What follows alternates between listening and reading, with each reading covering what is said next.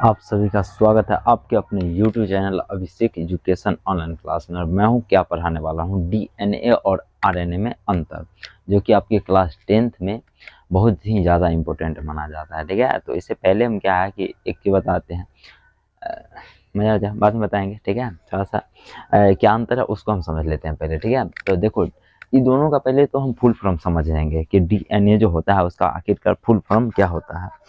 उसके बाद RNA क्या है, उसका फुल फॉर्म क्या होता है।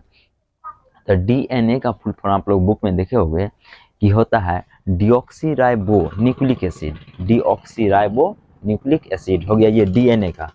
डी से डीऑक्सी राइबो न्यूक्लिक एसिड से साथ साथ आता है डीऑक्सीराइबो न्यूक्लिक एसिड। समझ में आ गया। इसका हो जाएगा RNA का क्या हो जाएगा, ribo nucleic acid. Ribo nucleic acid. तो DNA और RNA का फुल फॉर्म हमको समझ आ गया। अब देखो DNA से हम थोड़ा सा और पहले अंतर से पहले कुछ बात को समझते हैं। DNA जो होता है से हमें क्या पता चलता है कि जैसे माता पिता जो होते हैं या वंश है, तो वंश का गुण आता है। तो हमको क्या पता है, डॉक्टर यहाँ जब जाते हैं तो पता चलता है कि मतलब DNA इस किसका है, ये किसके खानदान का है। हम लोग क्या है, जैसे मानव मानव का खानदान का भी कहोगे सर हम तो मतलब ब्राह्मण है, राजपूत है, ये वो खानदान की बात नहीं हो रहा है, या मानव की खानदान की बात हो रहा है। तो ये जो है से हमें मतलब DNA मिलता जा रहा है, और वही होता है कि तुम्हारे पिता वाला तुम्हें मिलेगा, हम वाला तुम्हारे अथी में मिलेगा, अगले जनरेशन में मिलेगा। तो DNA इस टाइप से हम पता करते हैं। कभी कभी डॉक्टर यहाँ जाते होंगे तो आप लोग इसको देखते होंगे। ठीक है, इतने बात समझ में आ गया। अब हम इसको अंतर को देखेंगे, और क्या है कि ज़्यादा इंपॉर्टेंट है, इसको नोट करते जाना है और याद भी कर लोगे। तो पहला अंतर ये है,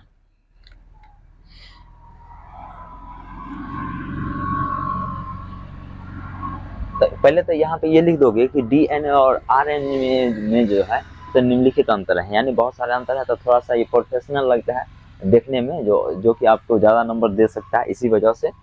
तो इसको हम अगर करना चाहे तो लिखेंगे क्या, यह प्रमुख अनुवांशिक पदार्थ है। पहला यह जो है सो प्रमुख कौन सी पदार्थ है,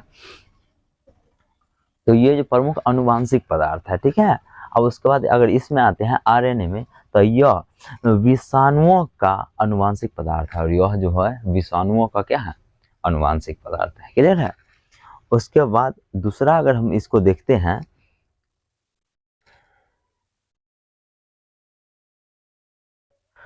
हाँ दूसरा है DNA से RNA का निर्माण होता है। अब देखो बाबू, DNA जो होता है डिऑक्सी राइबोस न्यूक्लिक एसिड, इससे क्या होता है RNA का निर्माण होता है। ठीक है, ध्यान रखना कि DNA से RNA का निर्माण होता है।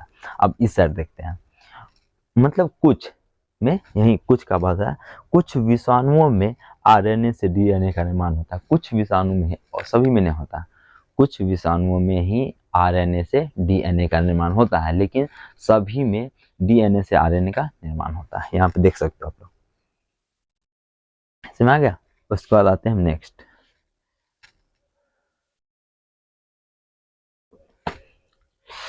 इसमें थायमीन क्षार पाया जाता है। अब देखो RNA जो होता है उसमें क्या होता है कि थायमीन पाया जाता है।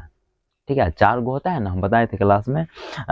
तो इसमें पहला जो है DNA में जो होता है थायमीन पाया जाता है। क्या पाया जाता है, थायमीन क्षार। उसके बाद इसमें अगर आते हैं तो इसमें यूरेसिल क्षार पाया जाता है, और RNA में जो है कौन सा क्षार पाया जाता है, यूरेसिल। ठीक है, उसके बाद अगर नेक्स्ट में आते हैं 4 नंबर में, यह केंद्रक में पाया जाता है, और DNA जो होता है वो केंद्रक में पाया जाता है। ठीक है, तो केंद्रक को क्या कहते थे, कोशिकाओं के समूह को कहते थे ना। तो वही बात यहाँ पे कह रहा है कि यह केंद्रक में पाया जाता है। DNA कहाँ पाया जाता है, तो केंद्रक में पाया जाता है, ध्यान रखोगे। और यह कोशिका दर में पाया जाता है, और RNA जो होता है से कोशिका दर में पाया जाता है। यानी कोशिका में जो दर पाया जाता है उसको हम कोशिका दर कहते हैं, और उसमें जो है से RNA पाया जाता है। समझ में आ गया, यह कोशिका दर में पाया जाता है। उसके बाद देखते हैं नेक्स्ट, इसकी संरचना द्विकुंडलित होती है, और इसकी जो संरचना होती है से कैसी होती है, द्विकुंडलित होती है। तो हो गया। उसके बाद इस जो संरचना होती है, यहाँ देखो ये लिख लिए हो, इसकी संरचना द्विकुंडलित होती है, और इसकी संरचना एक कुंडलित होगी। सॉरी यहाँ पे लिखा है ना, इसकी संरचना एक कुंडलित होती है। संरचना एक कुंडलित, एक कुंडलित होती है। यहाँ पे लिख दोगे इसकी जो संरचना है से एक कुंडलित होती है। क्लियर है। उसके बाद अगला आते हैं हम।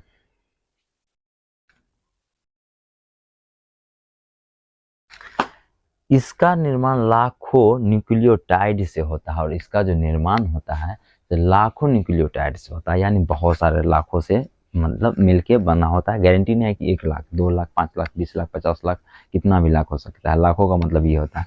तो इसका जो निर्माण होता है से लाखों न्यूक्लियोटाइड से बना होता है। लेकिन जो आरएनए होता है इसका जो है से निर्माण जो है हजारों न्यूक्लियोटाइड से होता है। इसका निर्माण कितना से होता है? हजारों से होता है। तो समझ में आ गया। और इसमें और सारा बहुत सारा बात इसमें हम लिख सकते हैं। हम तो 6 ही लिए हैं, 10 तक भी पूरा सकते हैं। ठीक है।